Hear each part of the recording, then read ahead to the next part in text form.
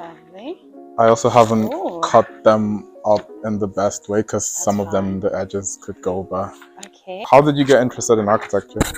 I wish I was one of those kids who says that I've always known that I wanted to be an architect. That wasn't really the case. I guess I was always, like my parents taught me, I was always like a very curious child, very into shapes and color, very artsy, but I was never like fully interested in buildings, I guess, until I was 18 and my parents were like, okay, we support you with whatever you want to study, but you need to tell us what it is. In my head, I had this misconception that architecture was always very maths driven. Yeah. It can be, but it's not always that way. So I did a bit more research, looked into how architecture is thought in different places, and I started falling in love with it slowly. I realized kind of merged the things that I like the most, like this artsy side, like art, painting, kind of conceptualizing ideas, but also understanding how things work. Yeah. Kind of very social driven. That is something I also wanted to. At some point I thought I wanted to be a journalist, at some point I thought I wanted to be a lawyer. So I guess there's a little bit of that in architecture as well. So yeah, it was a late thing. Where did you do your undergrad? I did it in Belfast. Oh, how was it there? It was really nice. It was so much fun. I did it at Queen's University. It was a great degree. My teachers, my tutors were fantastic. Yeah. Because I was craving something of a bigger city. So that's why I ended up moving to London for work. Yeah, it was really fun. I love Irish people are the sweetest. So I felt really welcome, but I guess it was just my craving of living in like a bit of a busier place. Yeah. So yeah. Before undergrad, you were in Ecuador, right? Yes. How was it in Ecuador? It was, it's beautiful. It's always sunny and delicious weather. So far from the UK. Yes, so far. It took me a few years to adapt to this weather. Yeah. I was born and raised there, and Yeah. I love it, and I go back every time that I can. And I went to a German school. Oh. Yeah, like, I mean, you'll have to ask my parents why, but I had everything in German. So I always kind of thought I was going to do uni in Germany. Yeah. But I didn't like the way architecture was taught there. It was not for me. It was very interesting. It was not for me. So you're fluent in German? Yes. Oh. I mean, now it's a bit rusty. Yeah. But every time I go back to Germany, it comes back to me. The only thing I know in German is Sprechen Sie Deutsch. That's good. Yes. Yes, I do. For us, like everything was in German. Maths, biology, chemistry. All my teachers were German. Yeah. So at some point it was my second language. Now it's my third. I think English is my second one now. Do you get creative blocks? A lot. How do you get through them? I guess I just need to shut my computer, just walk and take a long walk, go somewhere else, and often talk about things that are not architecture related. Yeah. So I just call my mom. It's like, tell me some good gossip that I don't know about yet. And I think kind of taking my mind completely off of it, maybe sleeping on it, the next day I just feel so fresh and energized. And sometimes I realize when I push through an idea, when I'm creatively blocked, and I look at it the next day, I'm just like, that's not it. Yeah.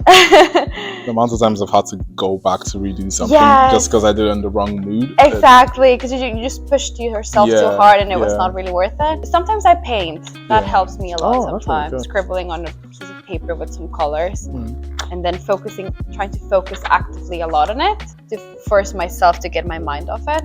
And I think it works. Is there anything else you do that isn't architecture related? Because I'm a crafty person. I do a lot of my own jewelry. I like customizing things. I was really always into fashion. I guess in another life I would have done fashion design. Yeah. I used to be a very sporty kid as well, so sometimes I go back to it. Yeah. But I'm mostly a very artsy driven person. Just making with my hands makes me happy. What sports did you play? Well, when I was a child I would play volleyball. Then I moved to tennis, then squash. I also did gymnastics, and then I swam for a little bit too. It's like I tried a few, but I was never in love with something. Yeah. So it's like, okay, I'll do it, but it's not like I'm dying for it. Do you have any tips for international students? Find someone to talk to. Through social media, you can find so many people. Yeah. Having a chat with someone, asking your very honest questions and not being worried about being too much. Because I think at the beginning I was like, oh, I'm not gonna ask too many questions. I don't want to be like kind of intrusive. It would have been good to know a few things before, and also learn how to cook.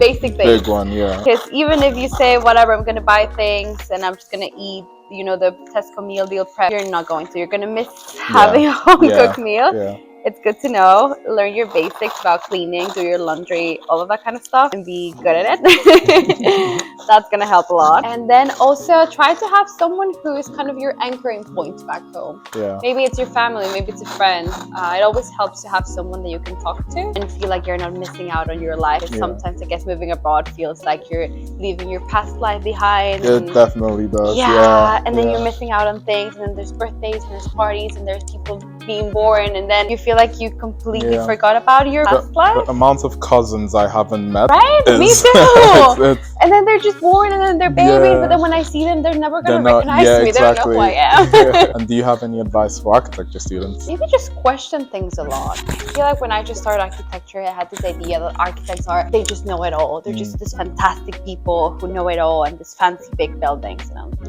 Maybe it's not that way. They don't really know everything all the time. So question things and kind of be curious about stuff and find something that you find interesting and do good research on it. Yeah. It's always good to know a little bit of something. And also don't be scared of deviating from architecture.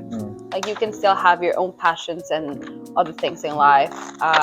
You don't need to live in the studio. That's a mistake I made. It was not worth it. Not at all. Were you pulling like constant all night? At the beginning, yes. Or just like being there all the time, and I was like, I'm not gonna pull an all-nighter, but I was there all day. Yeah. So I started neglecting my friendship, and then at some point I was like, I can't do this anymore. Not that important. But I realized that a bit later than I would have liked. Yeah.